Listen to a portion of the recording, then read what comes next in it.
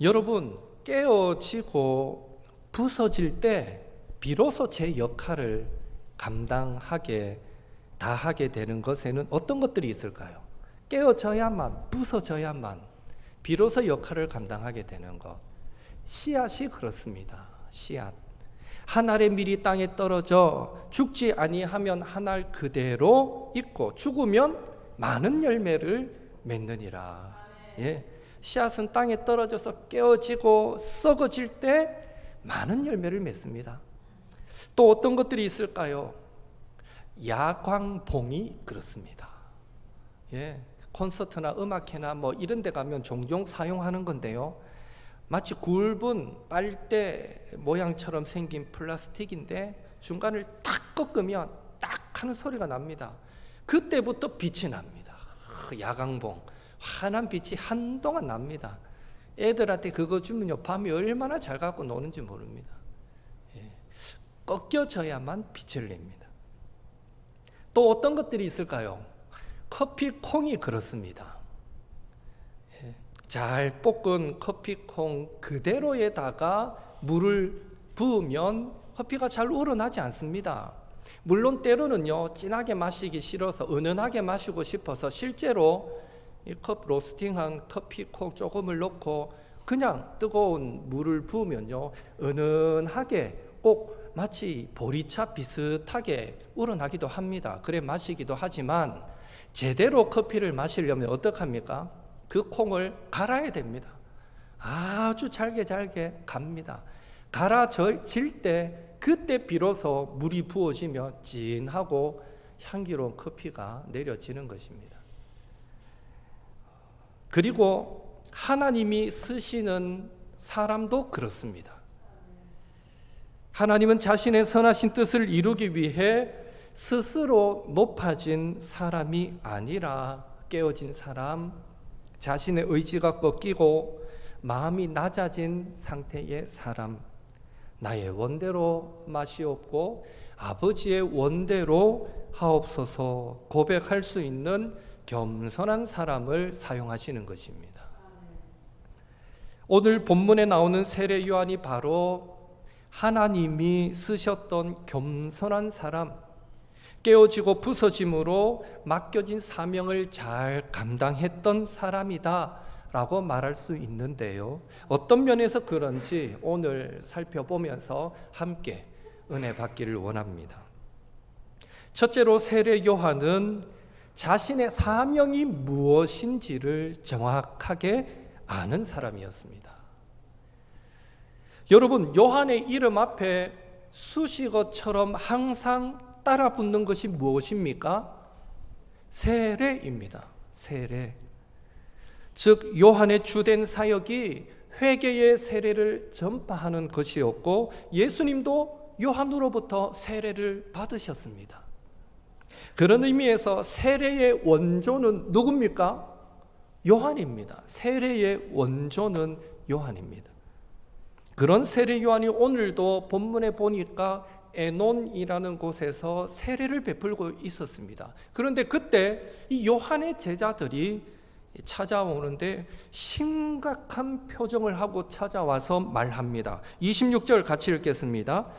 그들이 요한에게서 이르되 랍비여, 선생님과 함께 요단강 저편에 있던 이 곧 선생님이 정언하시던 이가 세례를 베풀매 사람이 다 그에게로 가더이다. 요한의 제자들의 말의 핵심이 뭡니까?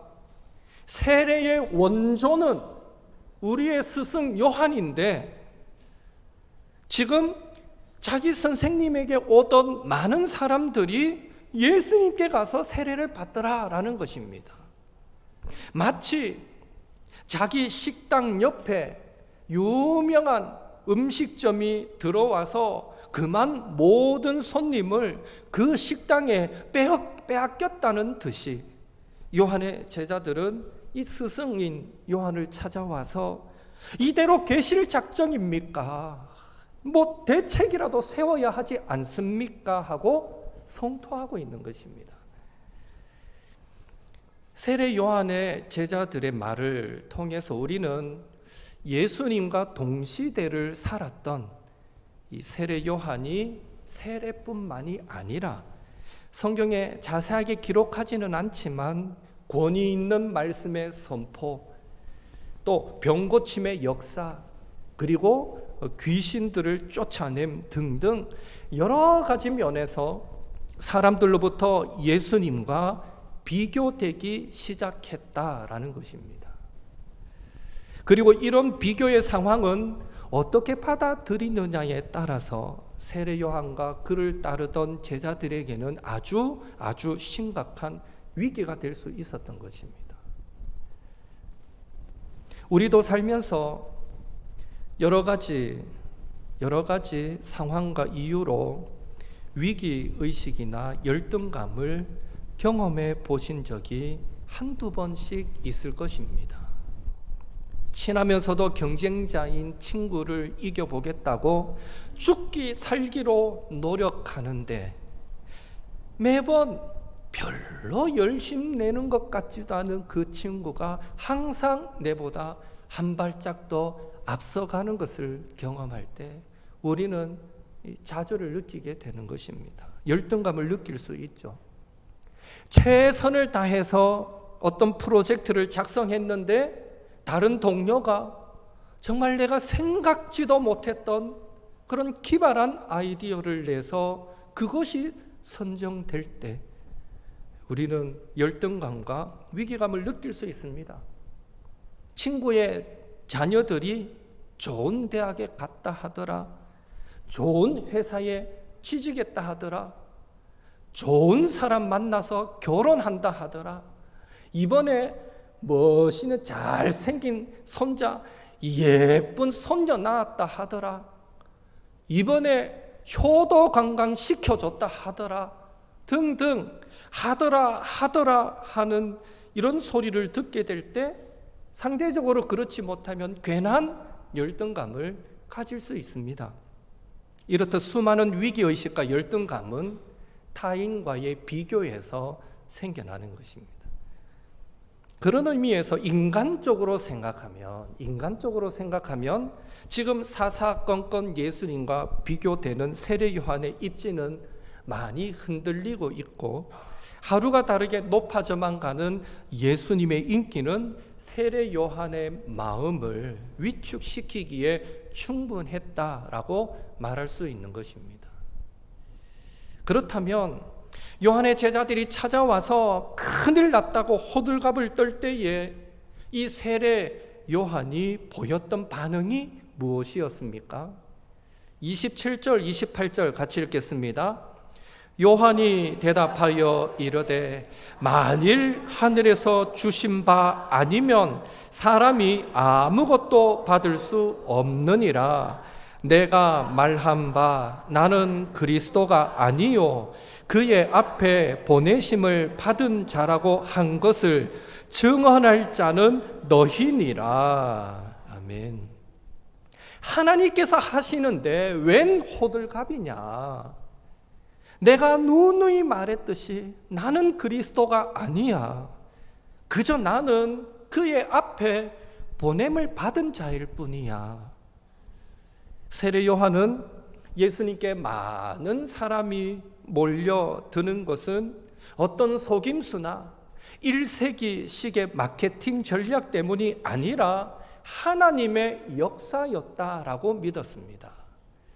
또한 세례 요한은 자기 스스로 자신의 사명이 예수님의 사역을 예비하는 것, 준비하는 것임을 잘 알고 있었습니다.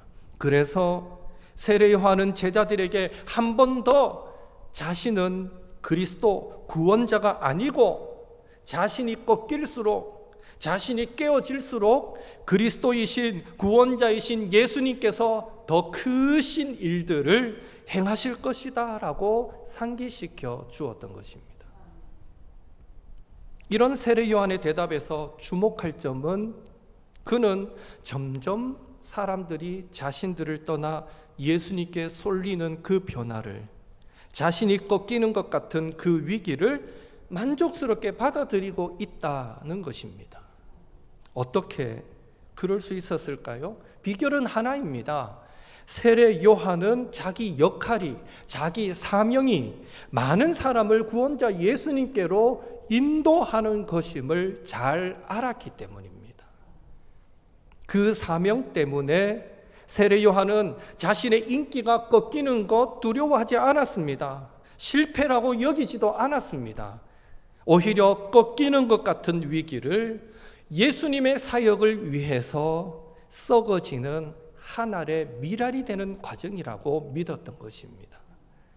그러니 세례 요한은 사람이 상도덕이 있어야지 말이야, 동종업계에 있으면서 어쩌자고 사람을 이렇게 빼가면 나는 뭐 먹고 살란 말이고 하고 이렇게 분노하지 않았다는 것입니다. 묵묵히 그저 사명자의 길을 걸어갈 수 있었습니다. 자기의 사명이 무엇인지 알았을 때 그것이 가능했습니다. 오늘 우리도 예수님을 믿고 구원받은 순간, 천국을 소망하게 된 순간부터 세례 요한처럼 많은 사람을 예수님께로 인도하는 사명을 받은 줄로 믿습니다. 왜 하나님은 그 사명을 저와 여러분에게 주셨을까요? 그것은 한 사람이라도 잃는 것이 하나님 아버지의 뜻이 아니기 때문입니다. 그러나 그런 거창한 이유 말더라도 아니더라도 하나님은 우리가 천국에 혼자 들어가는 슬픔을 겪지 말라고 사랑하는 가족, 친구, 동료, 이웃과 함께 기쁨으로 천국에 들어오기를 원하시기 때문에 우리에게 많은 사람을 예수님께로 인도하라는 사명을 주시는 것입니다. 그런 의미에서 그 사명은 하나님을 위한 것이기도 하지만 한편 우리의 참된 기쁨과 행복을 위해서이기도 한 것입니다. 그런 의미에서 하나님께서 많은 사람을 예수님께로 인도하는 사명을 잘 감당하라고 세례 요한에게는 회개의 세례를 잘 전파하는 은사를 주셨다면 오늘 우리에게는 여러 가지 은사와 달란트, 재능을 주신 줄로 믿습니다. 다시 말해 우리 가운데 음식을 잘 만드시는 분이 계신다면 맛있는 음식을 만들어 조금씩 나눔으로 구원하기를 원하는 사람에게 그리스도의 사랑과 섬김을 보여주라는 것입니다.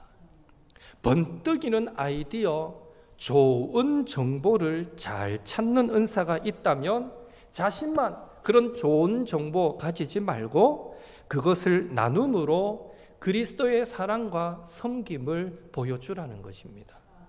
건강하고 힘이 좋으면 그 힘으로 그리스도의 사랑과 섬김을 보여주라는 것입니다. 혹 우리 가운데 취미로 그림을 좀 그리거나 악기를 연주하는 분이 계신다면 친구의 기념일, 가족의 기념일이 있을 때에 못하는 실력이지만 예쁜 그림 조그맣게 그려서 액자에 담아서 널 위해 준비했어 하고 선물한다면 그 그림을 제가 그 그림을 받는다면 저는 죽는 그 순간까지 딴 건 뭐 버릴지라도 그건 버리지 않고 제 책상 앞에나 진열장 서랍 속에 넣어서 늘 보면서 그 친구의 관심과 사랑을 기억할 것 같습니다. 그렇게 그리스도의 사랑을 보여주라는 것입니다.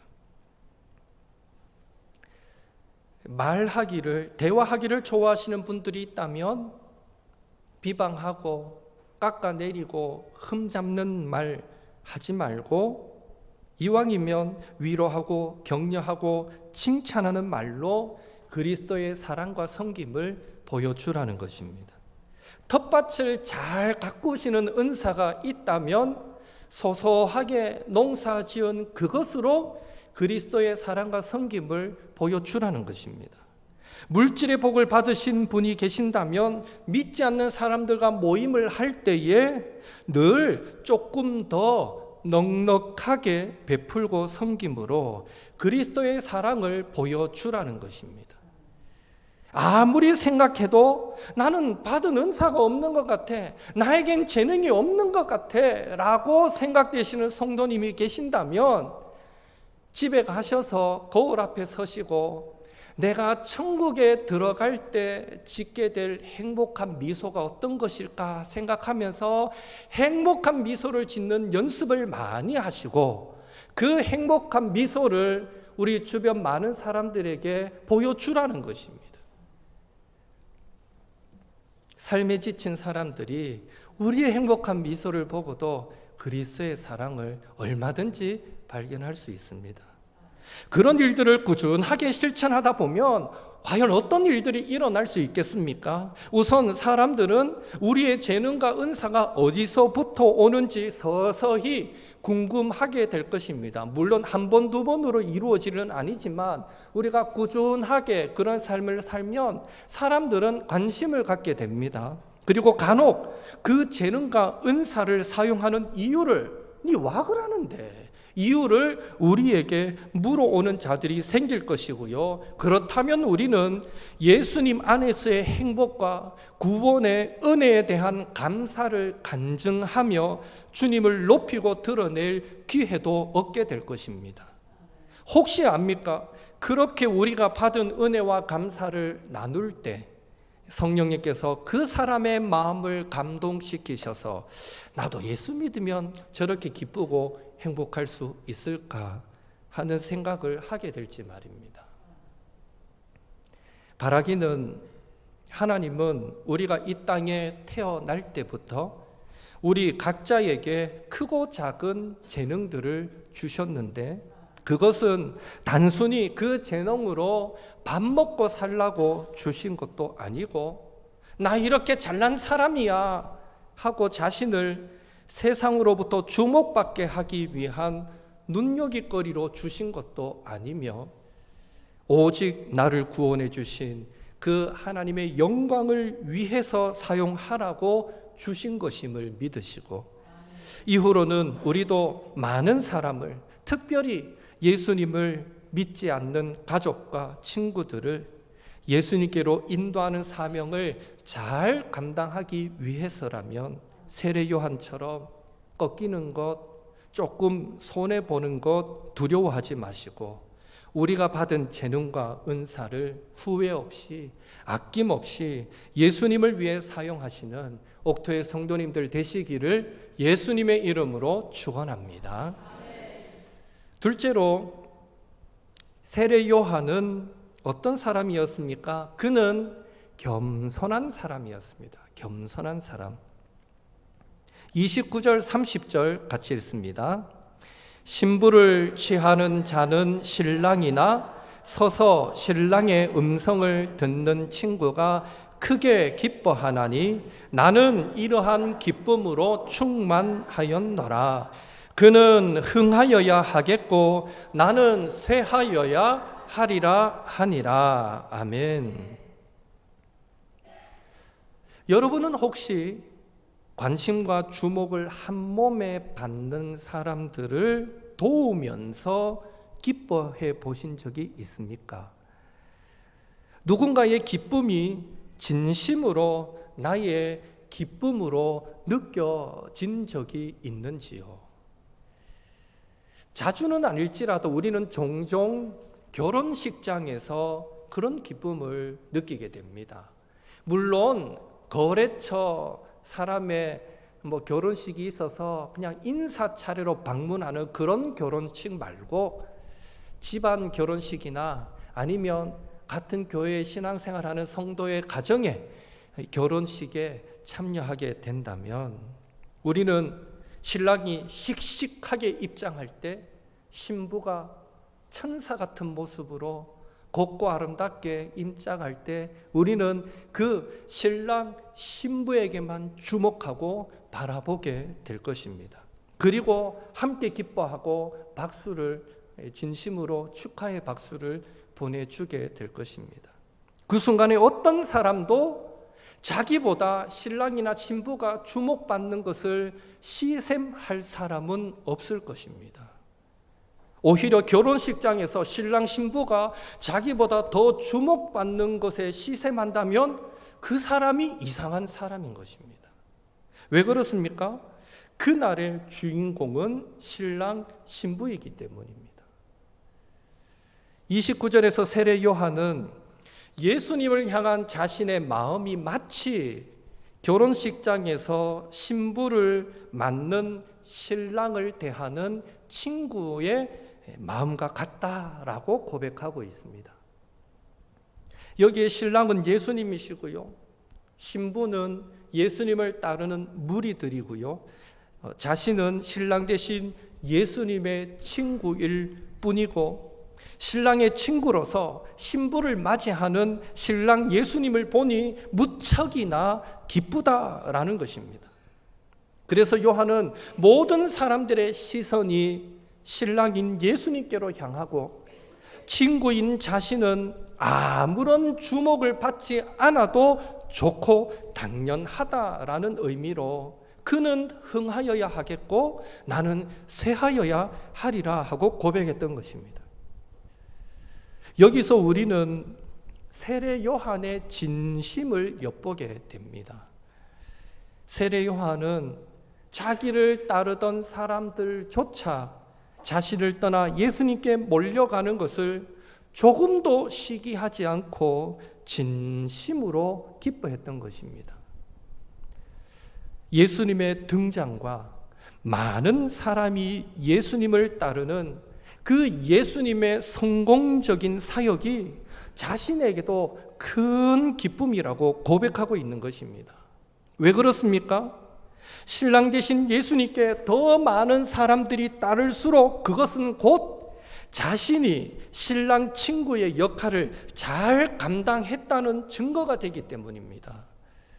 예수님께 더 많은 사람이 따를수록 그것은 세례 요한이 하나님으로부터 받은 그 사명을 잘 감당했다는, 그 임무를 잘 완수했다는 증거가 되기 때문입니다.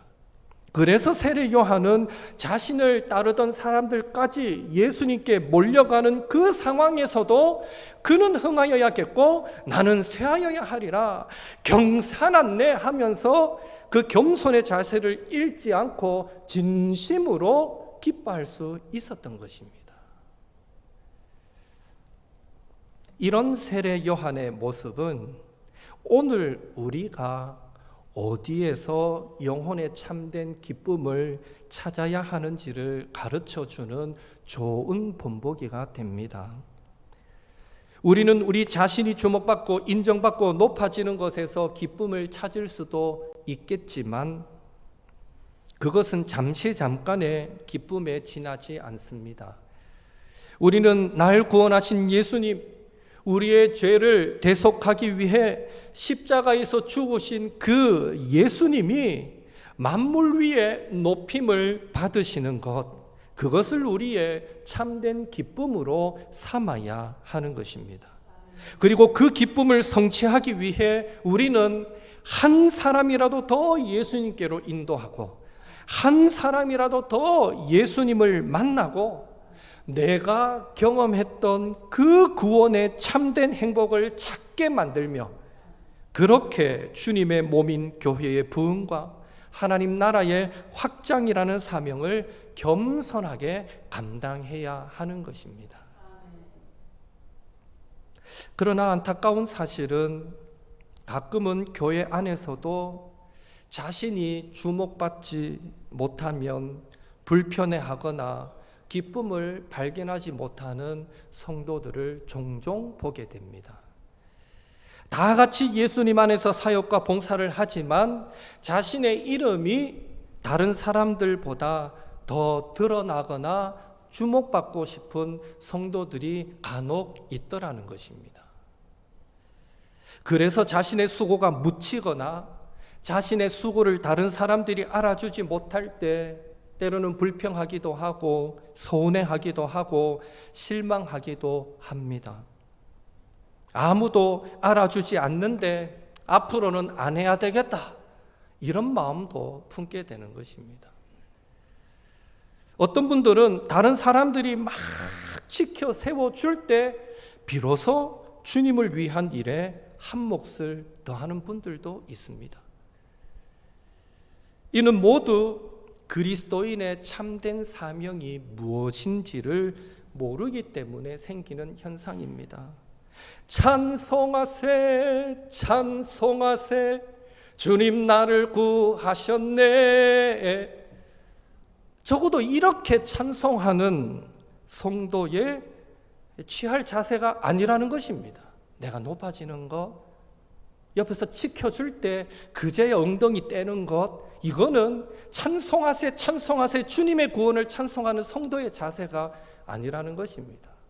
여러분, 많은 경우에 의도하지 않았지만 우리의 모습 속에는요, 우리를 구원하여서 십자가 지신 주님이 또 우리를 찾아와서 내 좀 도와달라고 구걸하게 만드는 아주 못된 기질이 있습니다. 알아서 기어야 하는데, 그 주님 앞에, 날 구원해 주신 주님 앞에 때 되면 이때는 내가 이렇게 해야 되겠다, 주님을 위해서. 알아서 우리는 주님을 위해서 살아야 되는데, 이상하게 우리에게는요, 주님이 찾아와서 내 좀 도와도 니 좀 해주면 안 되겠니? 사정할 때 한번 해볼까요 그러면? 이런 자세를 취할 때가 있다는 거죠. 의도하지 않게 우리의 모습 속에 그런 모습이 드러날 수 있다는 거예요.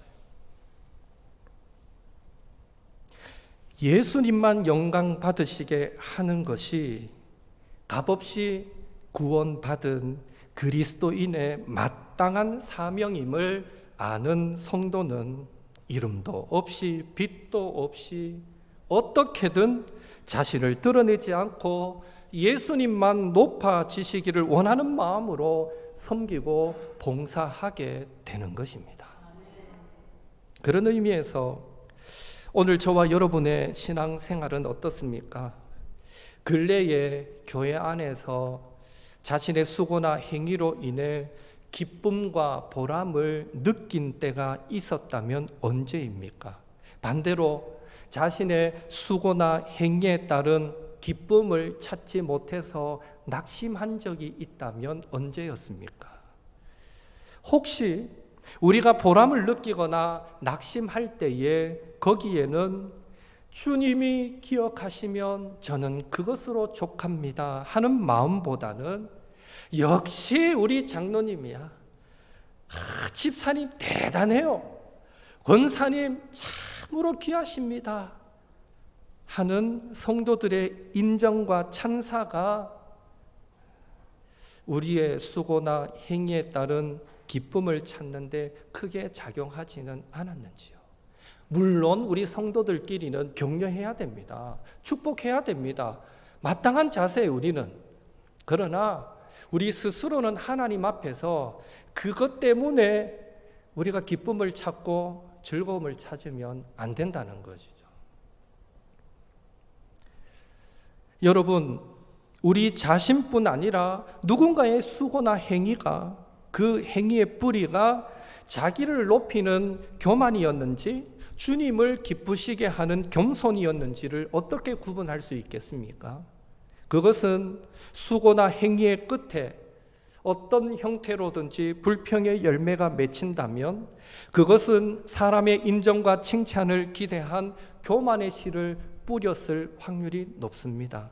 반대로 어떤 수고나 행위의 끝에 기쁨과 감사의 열매가 맺힌다면 그것은 사람의 인정과 칭찬과 무관하게 사나 죽으나 주님만 영광 받으시기를 원합니다, 잘 되나 못 되나 하나님의 뜻만 이루어지기를 원합니다 하는 겸손의 씨앗을 뿌린 것이 되는 것입니다.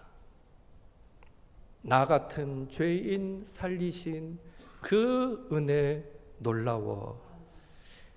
이 찬양을 고백하는 성도라면 주님을 향한 그 사랑 때문에 아무도 알아주지 않더라도, 아무도 몰라주더라도 주님의 교회를 위해 드릴 수 있고 성도들을 위해 봉사할 수 있는 것을 기쁨과 감사로 여기게 되는 것입니다. 그것이 바로 겸손한 자의 모습입니다. 날 구원하시기 위해 십자가에서 대신 죽으신 예수님을 기쁘시게 하는 것이 곧 나의 사명이자 나의 기쁨임을 고백하면서 매사에 주님을 기쁘시게 하는 수고와 봉사에 자신을 기꺼이 앞장세워 드리는 겸손한 옥토의 성도님들이 되시기를 예수님의 이름으로 축원합니다.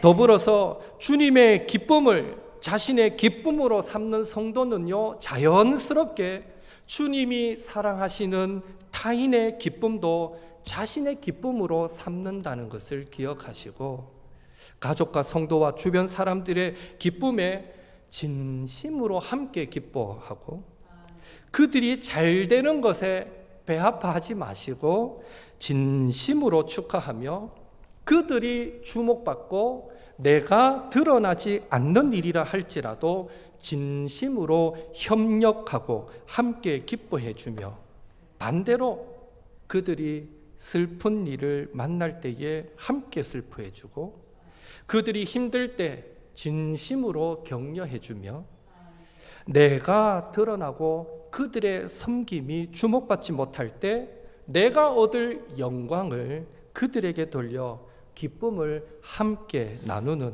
겸손한 우리 옥토의 모든 성도님들 되시기를 예수님의 이름으로 축원합니다.